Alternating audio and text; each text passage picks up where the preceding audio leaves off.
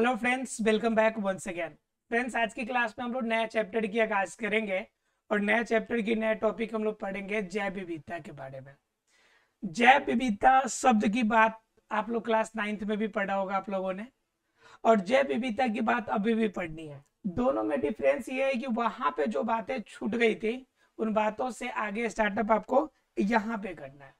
ठीक है, पहले थोड़ा सा चर्चा कर लेते हैं जैव विविधता शब्द और जैव विविधता के बारे में, फिर उसके बाद चर्चा करेंगे कि जैव विविधता में हमें पढ़ना क्या है। ठीक है, देखिए, अगर हम बात करें जैव विविधता की, जैव विविधता की, तो जैव विविधता जो है दो शब्दों से मिलकर बनी हुई है। ठीक है, एक है आपका जैव अर्थात कि जीव, और विविधता का मतलब होता है कि अंतर, अलग अलग प्रकार के, अलग अलग प्रकार के। राइट, अब क्या हो गया, जीव जो अलग अलग प्रकार के होते हैं उसे हम लोग कहते हैं जीव विविधता। अब देखिए, जीवों में विविधता कैसे आ सकती है और जीवों की विविधता का अध्ययन करना क्यों जरूरी है। दो बातें आती है। अब धरती पर आप अगर जीवों की विविधता की बात कीजिएगा तो आपको जानकर हैरानी होगी कि सिर्फ मछलियों की प्रजाति, सिर्फ मछलियों की प्रजाति, जो मछली है इनकी प्रजाति 28,000 से भी ज्यादा है। 28,000 से भी ज्यादा प्रजाति इनकी है। और जो घरों में जो भृंग पाए जाते हैं जिसे हम लोग कहते हैं हाउस फ्लाई, ये भृंग की संख्या लगभग 1 लाख से ज्यादा इनकी प्रजाति है। 1 लाख से भी ज्यादा। आप समझ सकते हैं कि कितना ज्यादा आपका अलग अलग प्रकार के जीव जंतु, कितना ज्यादा विभिन्नता है हमारी धरती पर अवेलेबल है। अब इस कंडीशन में जब इतनी विविधताएं हैं तो एक कंफर्म है कि इन विविधताओं का अध्ययन करना जरूरी है। अब विविधताओं का अध्ययन अगर नहीं करेंगे तो इंडिविजुअली रूप में जितने जीव जंतु इस धरती पर अवेलेबल है सभी के बारे में अगर एक एक करके इंडिविजुअल रूप में जानकारी प्राप्त करने की कोशिश करें तो हमें क्या लग जाएंगे, लाखों वर्ष लग जाएंगे, लाखों वर्ष लगेंगे। और इन लाखों वर्ष के क्रम में न जाने कितनी नई प्रजातियां भी जन्म लेगी, कितनी नई प्रजाति जन्म लेगी। मैंने अनुक्रमण में बताया था कि हर कुछ समय के बाद अनुक्रमण के द्वारा नई प्रजाति जन्म ले लेती है।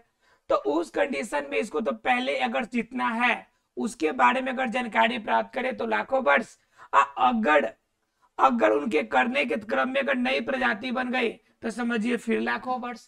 मतलब क्या कि सीधे शब्दों में कहा जाए तो धरती पर पाए जाने वाले एक एक जीवों के बारे में, हर एक जीवों के बारे में अगर जानकारी प्राप्त करने को कहा जाए तो समझिए यह काम नामुमकिन होगा।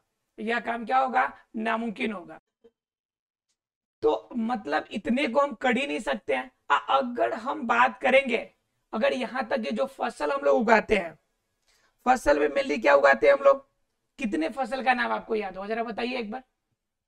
जो फसल उगाते होंगे, धान है, गेहूं है, मक्का है, ऐसे गिने चुने आपको कितने याद होंगे बताइए जरा। खूब से खूब याद होंगे तो 10 याद होंगे, चलो ठीक है, और ज्यादा 20, 30, 40, 50, 100 याद होंगे। 100 तो शायद याद ही नहीं हो। लेकिन इसके बावजूद भी अगर देखेंगे सिर्फ फसली पौधों में तो इनकी प्रजाति 167 से भी ज्यादा है जो हमारे देश में, हमारे क्षेत्रों में उगाए जाते हैं। अब इतने सभी प्रजाति के सभी जीवों के बारे में एक एक रूप से अध्ययन करना कितना टफ काम है, तो ये तो कर ही नहीं सकते हम। मतलब क्या, विविधताओं को हम अगर बांटे नहीं, जीवों को एक ही ग्रुप में अलग ना करे तो हमें इसके बारे में अध्ययन करना संभव नहीं हो पाएगा। अगर इसे जानना है हमें तो पहले क्या करना पड़ेगा, सबका ग्रुपिंग करना पड़ेगा, पहले ग्रुप्स बनाने पड़ेंगे। क्या करना पड़ेगा, ग्रुप्स बनाना पड़ेगा, छोटे छोटे अंशों में, छोटे छोटे भागों में, और इस ग्रुप्स के आधार पर हम इनकी जानकारी प्राप्त कर सकते हैं।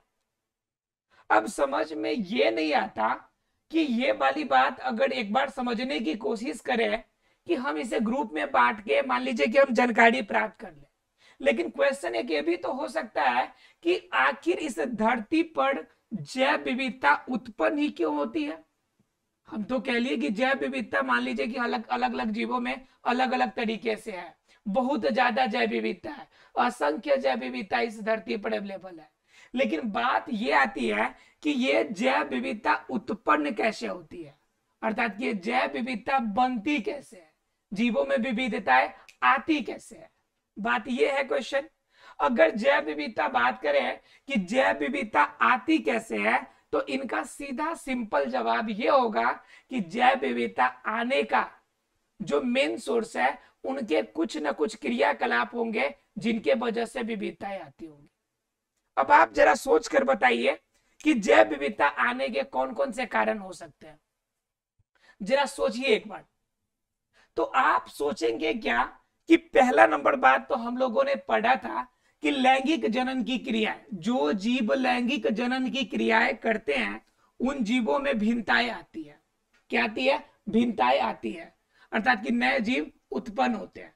तो कहीं हो ना हो इस वजह से हो गया हो, तो श्योर आप जो समझ रहे हैं बिल्कुल सही समझ रहे हैं। अर्थात क्या, जीव विविधता की अगर बात करें तो पहली जो केस उत्पन्न होती है यह प्राथमिक केस, अर्थात कि पहला केस उत्पन्न होती है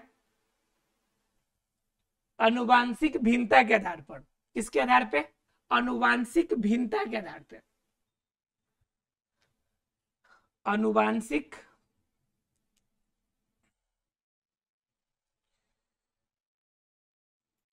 तो पहला नंबर अगर करें बात तो अनुवांशिकता के आधार पे भिन्नता उत्पन्न होती है। किसके आधार पे? अनुवांशिकता के आधार पे। अब जरा गौर कीजिएगा कि वांशिकता के आधार पे भिन्नताएं कैसे होती होंगी। तो अनुवांशिकता के आधार पे भिन्नताएं का मतलब हो गया, अनुवांशिकता के आधार पे भिन्नता का मतलब सीधे शब्दों में अगर हम बात करें तो हो गया कि जीन के कारण उत्पन्न भिन्नता, जीन के कारण। अब जरा गौर करके समझिए, तो देखिए जीन के कारण उत्पन्न भिन्नता, तो जीन के कारण मतलब क्या कि जैसे मान लीजिए कि मेल और फीमेल इन दोनों के अंदर जो क्वालिटी है, तो ये जो बच्चे होंगे जो यहाँ से सन उत्पन्न होगा इनके अंदर इनके अपेक्षा मेल और फीमेल की अपेक्षा अलग गुण होंगे। लैंगिक जनन की क्रिया में भिन्नताएं आती है, और वो भिन्नताएं क्यों होती है? क्योंकि उसमें म्यूटेशन होता है। जो आपके मेल होते हैं और फीमेल होते हैं उनके गुणों से डिफरेंस प्रकृति के आधार पे इनके अंदर नए प्रकार के गुण उत्पन्न होते हैं, और यही प्रकृति से उत्पन्न गुण किस रूप में आ जाते हैं? तो भिन्नता के रूप में उत्पन्न हो जाते हैं, भिन्नता के रूप में। क्लियर है आप लोगों को? भिन्नता के रूप में क्लियर है? तो ये क्या हो गया? अनुवांशिकता के आधार पे। जब अनुवांशिकता के आधार पे मतलब अनुवांशिकी होती है, अर्थात क्या लैंगिक जनन की क्रियाएं होती है, उन क्रिया के कारण जब एक नए जीव की उत्पत्ति होती है और उस नए जीव की उत्पत्ति होने के कारण पुराने जो जीव होंगे उनसे एक नया गुण उत्पन्न होगा। जैसे मैंने आपको बताया था अनुक्रमिता में, ठीक है, कि अनुक्रम के बाद क्या होता है कि नए गुण आ जाते हैं, और नया गुण क्या होता है? प्राकृतिक चयन के आधार पे होता है। इसी के आधार पे अनुवांशिकता के आधार पर ही जो जीवों में भिन्नताएं आ गई, इस धरती पर अपने आप को जीवित रखने की क्षमता आ गई। इसी के आधार पे डार्विन ने एक सिद्धांत दिया था, कौन सा? नेचुरल लॉ ऑफ सिलेक्शन, प्राकृतिक चुनाव का सिद्धांत। प्राकृतिक चुनाव का सिद्धांत मतलब इस धरती पर सिर्फ वही जीव जीवित रहेंगे जिसे प्राकृतिक वर्णन करेगी, यानी प्राकृतिक धारण करेगी, या फिर सीधे शब्दों में कहे जो जीव अपने आप को इस प्रकृति के अनुरूप ढाल पाएगा सिर्फ वही जीव इस धरती पर जीवित रह पाएगा। तो अनुवांशिकता के आधार पर यही भिन्नताएं आती है ताकि वह क्या करे? अपने आप को उसके अकॉर्डिंग ढाल सके। जैसे जिस समय छोटे कैटेगरी में जब बच्चा गर्भ में होता है मानव के, तो उनके अंदर सभी प्रकार के स्ट्रक्चर देखने को मिलते हैं। मछली के गिल्स के सामान्य स्ट्रक्चर देखने को मिलते हैं, उभयचर के सामान्य स्ट्रक्चर देखने को मिलते हैं, जानवर के समय पूंछ देखने को मिलती है, लगभग सभी तरह के स्ट्रक्चर देखने को मिलते हैं। लेकिन प्रकृति में जिस प्रकार से इनकी उत्पत्ति होती है उनके आधार पे वो चेंजेज होकर वह प्रकृति के अनुरूप एक मानव के रूप में उत्पन्न होते हैं। तो वही चीज है कि प्रकृति के आधार पर ही क्या होते हैं, अनुवांशिक परिवर्तन होते हैं, जिनका मेन रोल किसका होता है, जीन का होता है। क्योंकि जीन ही क्या होते हैं कि आपके अनुवांशिक गुणों का धारक होता है। अनुवांशिक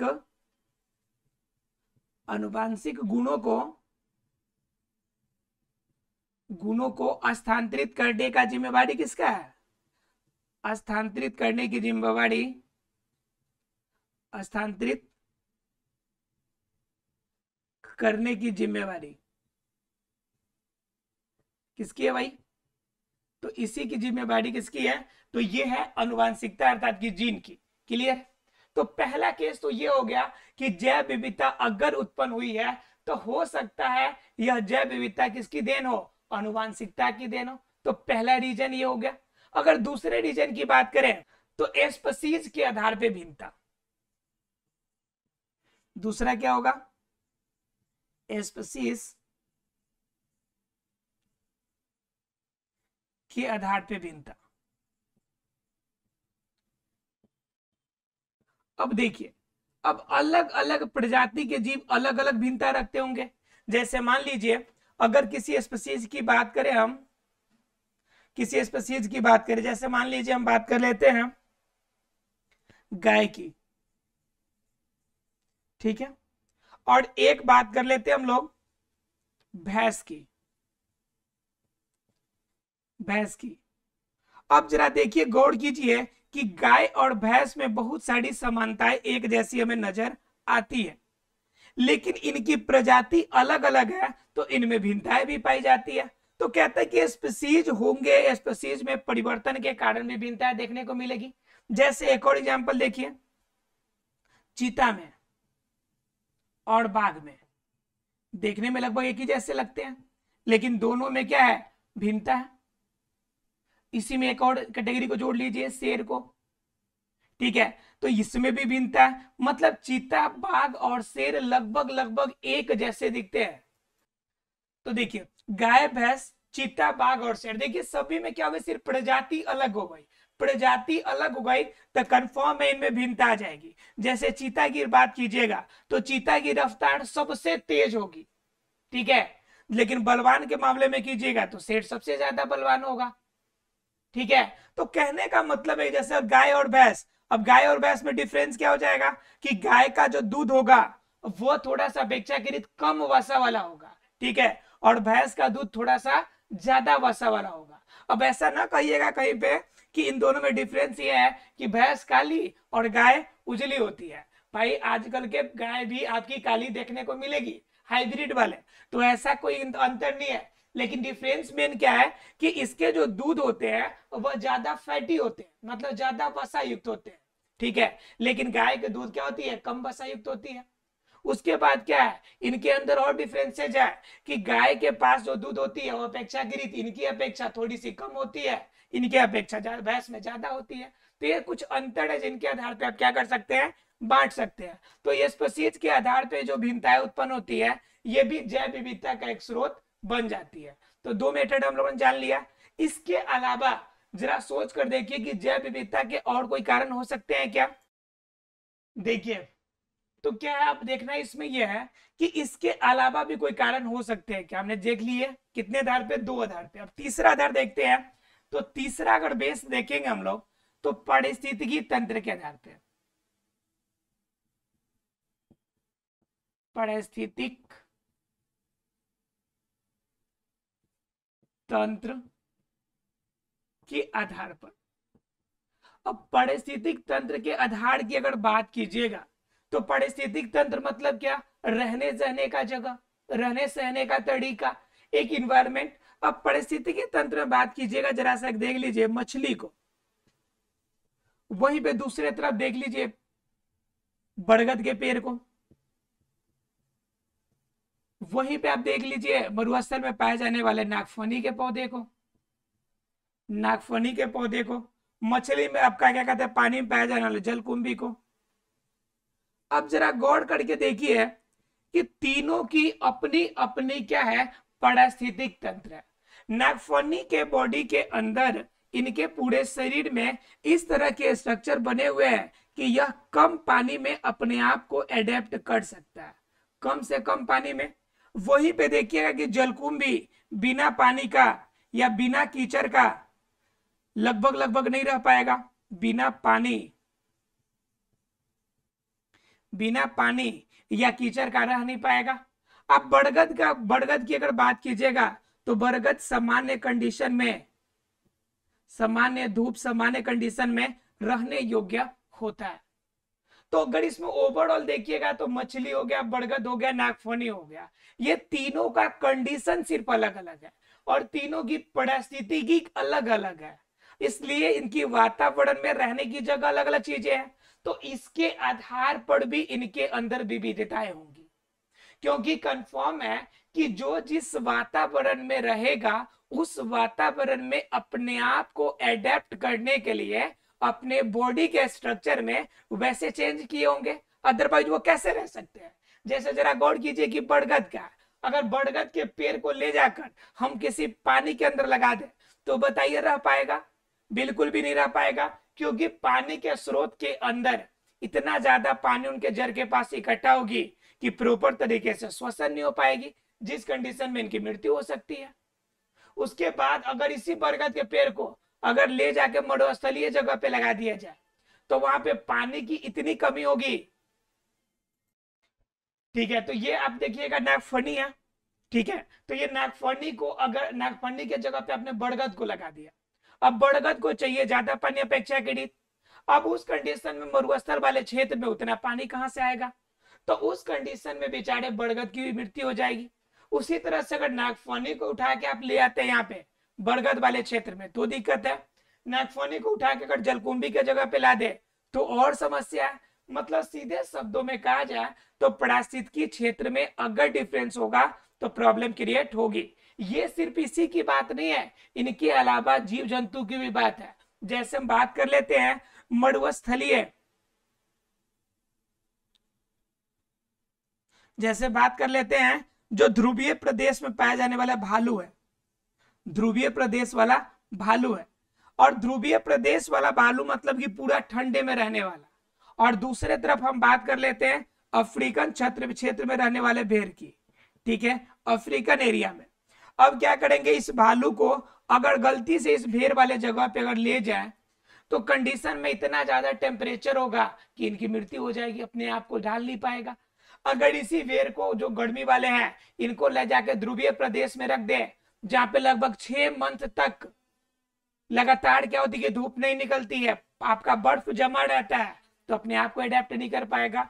तो वैसे कंडीशंस ये लोग फॉलो नहीं कर पाएंगे। मतलब क्या, सीधे शब्दों में कहे पारिस्थितिकी तंत्र की वजह से भी विविधताएं उत्पन्न होती है। तो तीसरा रीजन, अब बात कर लेते हैं चौथे रीजन की।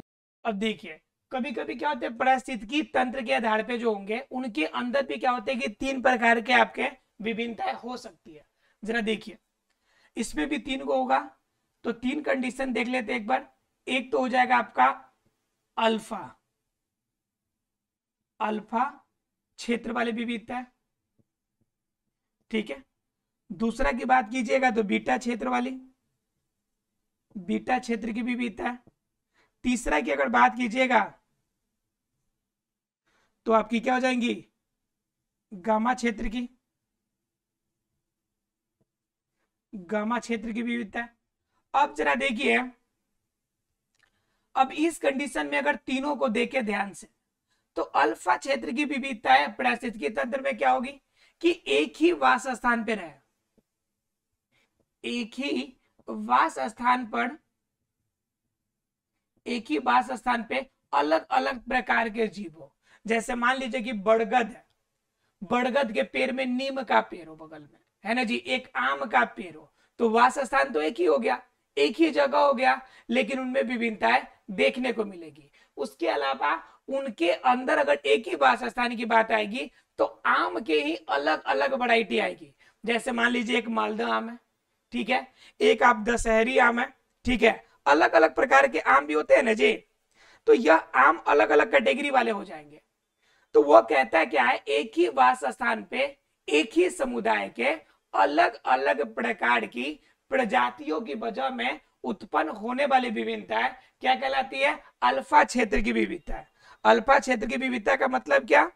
कि वास स्थान एक ही हो और एक ही समुदाय के जीव।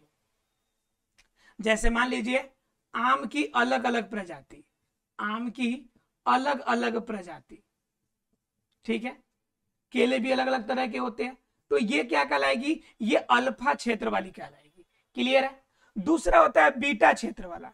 तो बीटा क्षेत्र में क्या होता है कि वास स्थान एक ही होगा, वास स्थान एक ही हो, एक ही हो, लेकिन क्या हो कि इनकी समुदाय अलग अलग हो, समुदाय अलग अलग हो। अब समुदाय अलग अलग का क्या मतलब हो जाता है? समुदाय अलग अलग मतलब कि आम को हम देखेंगे बरगद भी यहाँ पे है, बगल में नीम भी है, तो अलग अलग हो गया, तो वह कंडीशन बीटा कहलाता है। तीसरा होता है गामा क्षेत्र वाला। गामा क्षेत्र क्या कहता है कि अल्फा क्षेत्र और बीटा क्षेत्र दोनों को जब एक साथ मिला दीजिएगा कंडीशन को, तो यह क्षेत्र कौन बन जाएगा? गामा क्षेत्र बन जाएगा। मतलब क्या? एक ही वास स्थान पे रहने वाले अलग अलग जो जीव होंगे वह अलग अलग समुदाय में भी शामिल होंगे। मतलब क्या? जैसे मान लीजिए कि आम जो होता है सामान्य रूप से हमारे क्षेत्र में जो उत्पन्न होता है, सेम आम अगर किसी ध्रुवीय प्रदेश में भी उत्पन्न होने वाला क्षेत्र हो, तो सेम कंडीशन है, सेम वैरायटी है, लेकिन ये ध्रुवीय प्रदेश में भी है, तो इसमें दो कंडीशन लागू हो जाता है कि अलग अलग क्षेत्र में रहेगा, सेम समुदाय है, तो वहां पे कंडीशन अल्फा और बीटा दोनों क्षेत्र की लगती है, तो उस कंडीशन में यह गामा क्षेत्र इसमें शामिल हो जाएगा। अर्थात कि पारिस्थितिकी के आधार पर भी तीन तरीके के वासस्थान हो सकते हैं।